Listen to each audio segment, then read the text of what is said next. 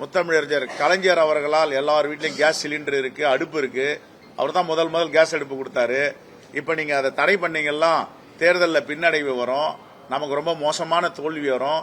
அதனால இந்த 60 ரூபாய் குறைங்கன்னு கோரிக்கை வைக்கலாமையா வைக்கல? என்ன காரணம்?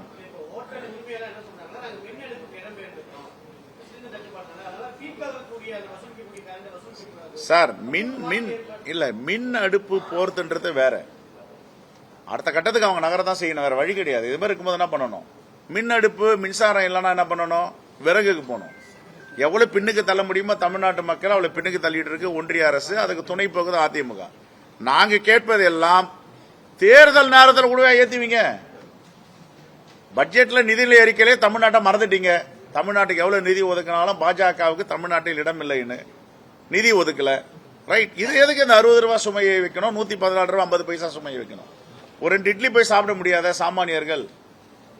அதனால இது வன்மையாக கண்டிக்கத்தக்கது. காங்கிரஸ் பேரியக்கத்தின் சார்பாக மகிழா காங்கிரஸ் அங்கங்க ஆர்ப்பாட்டம் பண்ணிட்டு இருக்காங்க. இந்த விலையேற்றத்தை திரும்ப பெற வேண்டும்.